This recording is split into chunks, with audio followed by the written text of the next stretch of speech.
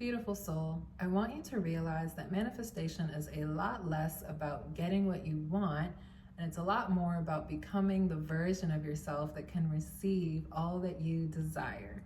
If you clicked on this video, you're at the right place at the right time. My name is Samara, and you are locked and loaded for another juicy discussion about spiritual topics, prophetic downloads, channel messages here at Healed Women.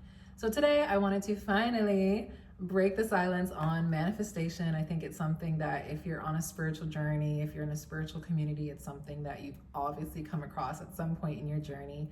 It's something that if you grew up in a religious background, not something you heard about, discussed at all, it was something that seemed opposite to what you believed in. How can God and manifestation exist on the same timeline? How can I believe in God and manifest things? Like, it just seemed like those two worlds couldn't coexist. And I need you all to know, like, myth number one, yes, manifestation, I believe, is a beautiful tool. It's a beautiful mindset. It's a beautiful way of thinking, of being able to attract your desires. And I don't think it is inherently anti-spiritual or anti-religious. I do see that religious structures try to keep you away from tools that could actually benefit you in the name of religious dogma. And I think if you grew up with a religious background or mindset like I did, it may be hard to integrate aspects of spirituality that seem to go directly in opposite. They seem to go in direct opposition of what you were conditioned to believe growing up. And I think that that's something a lot of people who are now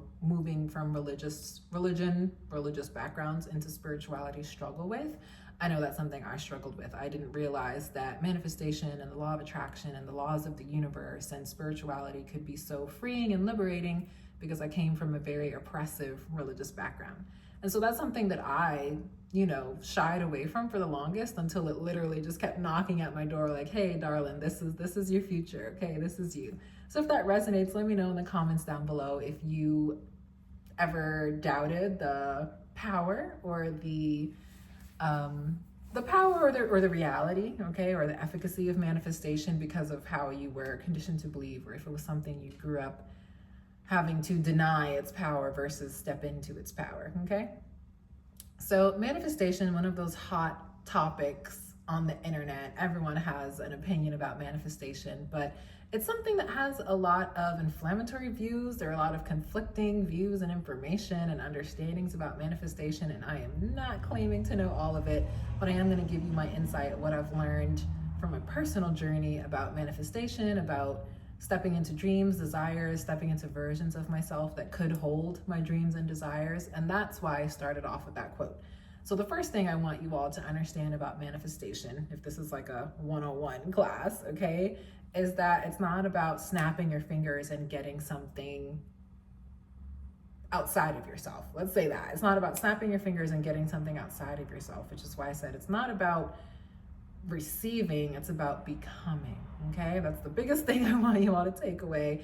Manifestation is really about embodying the energetically. It's about embodying a frequency, a vibration, an energy of receiving all that you desire, okay? So I need you all to understand, everything that you desire exists and it's already yours, okay? I once heard an internet guru, so to speak, or a relationship guru, you could probably guess by the name, that your desires are previews of what's already yours, okay? Your desires, they exist within you, they're awakened in you because they already exist within you, and you begin to desire something outside of yourself because it's already yours. It's already something that's on your predestined path, okay? If you have a natural desire for marriage, for motherhood, for fatherhood, for parenthood, if you have a desire to be a business owner, if you have a desire to be a certain occupation or role in this life, it was because that desire was, or that reality was written into your destiny, and it's something that you're now becoming aware that you want to step into, okay? So think about the energy of desire. You think you're separate from your desires, but you're really not. They are on the path. They're on the path that's unfolding as part of your predestined fate, okay? And it's something that you are now stepping into receiving energetically. Let me know if this makes sense.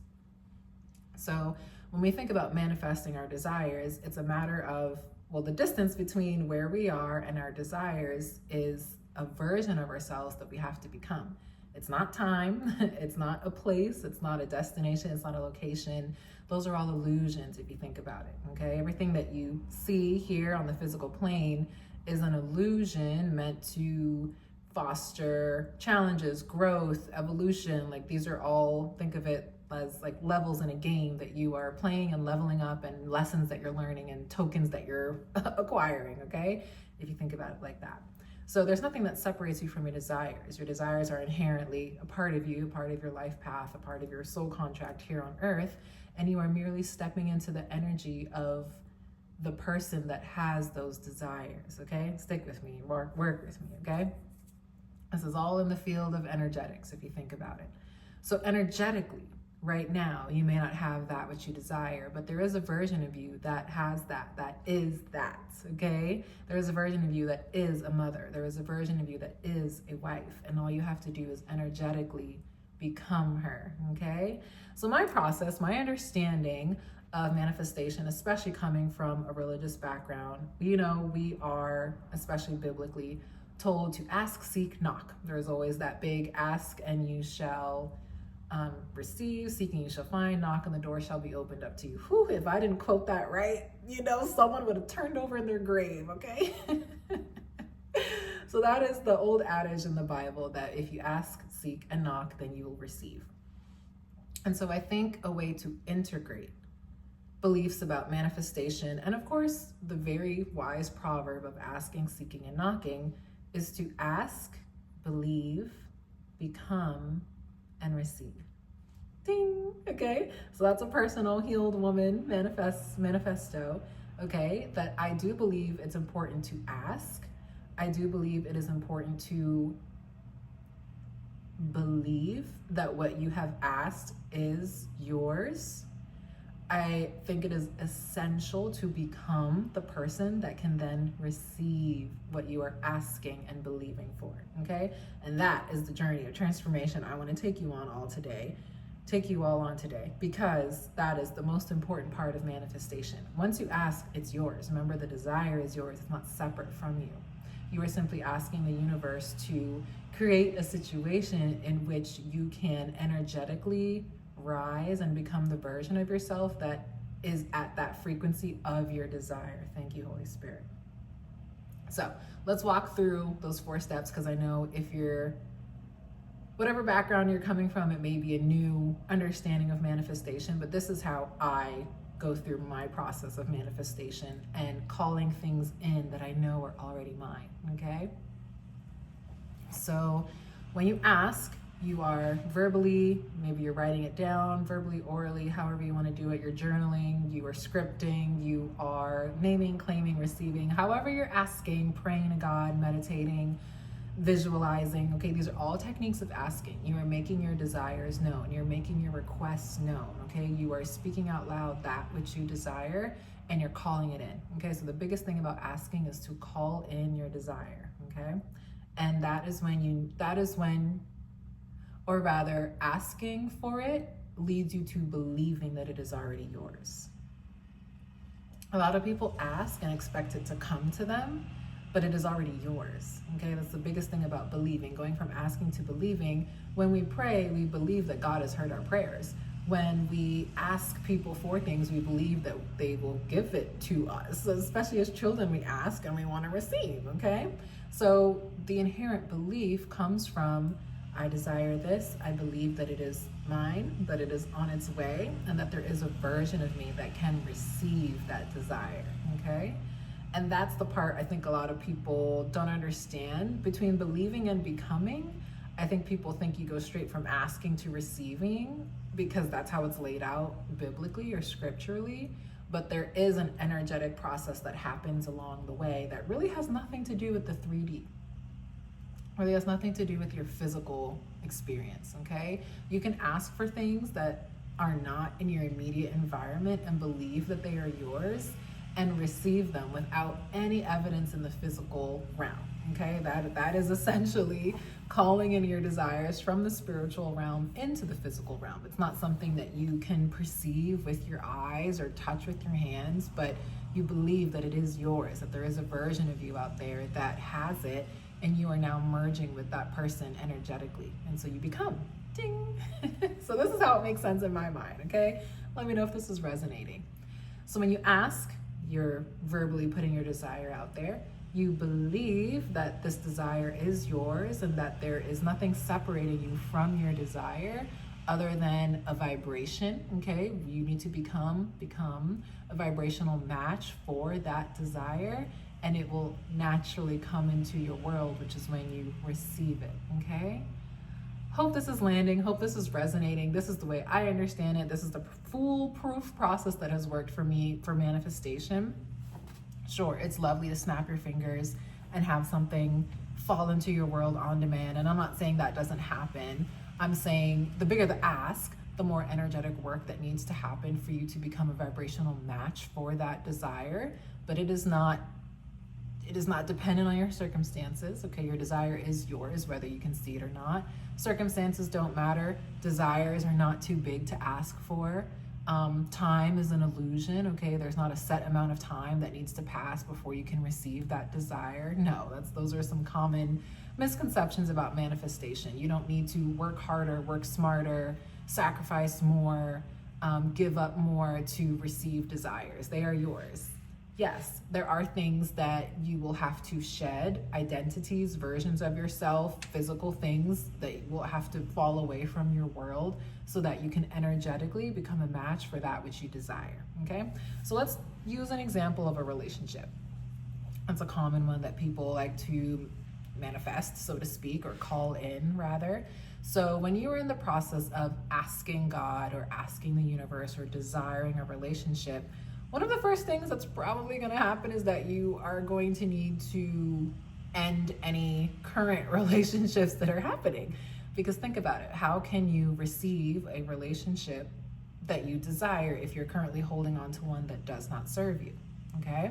So one of the things that will naturally start to fall away as you change your vibration, as you become, is that you will no longer be a vibrational match for relationships currently in your life that are draining you. You will no longer be a vibrational match for surface level interactions, for casual dating, for casual intimacy. You will no longer be a vibrational match for those things because you are now vibrating at the frequency of a long-term, healthy, committed, safe, romantic, fun, insert adjective here, relationship that you desire. Okay, you're calling in something that doesn't exist in your world right now, which means there are things that are not energetically aligned with that desire, and those are the things that fall away. And that's where people get caught up. It's like, oh, my desire is mine right now, and it is. You have manifested it. There is a version of you that you are that you are becoming that has your desire, and now it is your spiritual obligation, it's your energetic obligation to become a match for that desire, okay? So hope I'm not overwhelming you all. If this is all new to you, watch this video on replay, play it back. There's so many ways to approach manifestation and manifesting techniques, and there's so many beliefs around how to speed them up, instant manifestations, how to call in bigger, better, higher, more. And I believe, there's an aspect of truth to all of those, but this is really the foundation of manifestation, especially from a viewpoint of being in tune spiritually, like with your highest self. I think it's important to understand, the part about desires. Your desires are yours. They're previews of what's already yours, okay? You desire the relationship, it's yours. There's a version of you that's married, happy, healthy, and, wealthy and wifed up, okay? There is a version of you that is all the things that you desire. And now, as you currently are, now in your current state, you are becoming the version of yourself that can even hold that desire, okay? That's nervous system work. That is deep integration. That is shadow work. That's inner work. That's reparenting your inner child. That is, being gentle with yourself. That's rest, relaxation, productive rest, being productive. That is rewiring of the brain, aligning the chakra system. Like it's all integrated. It's all spiritual work, really, to really call in that version of yourself, that desire, and really that reality, okay? What you're doing is closing the gap between realities, okay? And that's a whole different conversation if you ask me. There's so much we could talk about that. So yeah, let me know if you all want me to do a video about quantum leaps, timeline shifting, timeline jumping, all of it, because honey, we have collapsed time over here. We have jump timelines. We're currently surfing another timeline jump. Like, it's getting wild over here, okay? Healed Woman is definitely going through quite a journey, and I would love to speak about these things if these are things that resonate with you all, okay? So, is there anything else, Lord, that we needed to mention about manifestation? It's simply, to me, simply embodying the energy of that which you desire, okay? You are energetically becoming a match for what is already yours. So that's the only thing you take away from today's video. It is important to ask, visualize, put out to the universe, okay? Ask, request, invite, communicate, pray, seek, meditate, okay? Integrate. That is all part of asking, visualizing, scripting, all of it. It is important to believe, okay? Believe it is already yours. Believe the Holy Spirit has heard you. Believe that it is on its way. Believe that there is a version of you out there that already has it. That is so important. That's part of scripting. You're writing something that you may not see in your world right now, but you know it's yours, okay? You may not be able to touch it, but you can almost taste it. You can feel it in the spiritual realm, okay? It is essential to become. That is the biggest stage. That's probably the most time-consuming one. There's no time limit on these things, or there is no certain time for how long it will take before your manifestation physically lands, okay? But energetically, it is yours the moment you ask for it, okay? And now the process of becoming is removing everything that has kept you from merging with that desire, so that when you finally are an energetic match for that desire, you receive it effortlessly, okay? Effortlessly. So I pray this helps. I pray this was insightful. I pray this was encouraging. I hope this was a really great foundation for manifestation, especially coming from being a religious girly or religious, bro. Like, if that was something that you came from and you're struggling to understand how you can integrate manifestation techniques with your spirituality and with God, trust me, it is possible. A lot of people do it. You don't have to completely ignore the existence of God to manifest the life of your dreams. In fact, you need to weave God in there to manifest all that he already has for you, okay? Let me know if this video landed, if it resonates, if we're talking about timeline jumps next time. And of course, I will see you all on the other side of your manifestation.